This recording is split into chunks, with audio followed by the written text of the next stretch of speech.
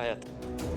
नेमकं मला माहिती आहे तुमचा माझ्यावरती विश्वास नाहीये, पण फक्त वेदासाठी माझी एक गोष्ट आहे का, आता मी या घरात निघून जाते, त्यामुळे आजपासून वेदाची काळजी घ्यायची जबाबदारी तुमची आहे। या घरातले काही लोक वेदाच्या जीवावर उठले, त्यामुळे तिला एकटं सोडून कधीच जाऊ नका।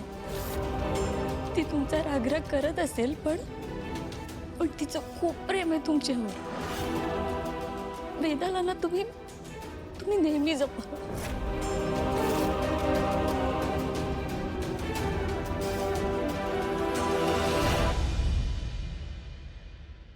मंजिरी, मंजिरी, दार उघड। आई, आई लवकर बाहेर आहे, बाबांना बोलायचं तुझ्याशी। मंजिरी, मीराला आपण असं घराबाहेर काढू शकत नाही। आई ऐक ना, तू बाहेर आहे आणि तिला थांबायला सांग। तू सांगितल्याशिवाय ती थांबणार नाही। आई मंजिरी, मंजिरी, मीरावर एवढं रागवणं चुकीचं आहे।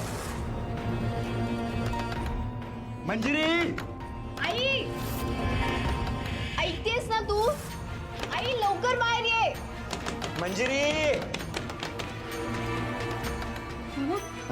काय झालं, एवढा हक्का मारतोय आपण? ती हो का नाही देते? तू अथर्वला बोला जा पहिला। हा। दादा लवकर वरती ये, आई दारच उघडत नाहीये।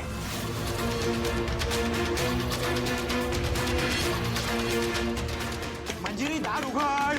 मंजिरी, आई आई प्लीज दार उघड।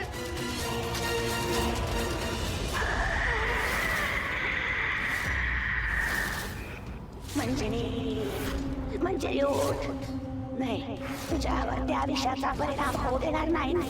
उठ उठ मंजिरी। यम शम क्लीम ह्रीं फट्।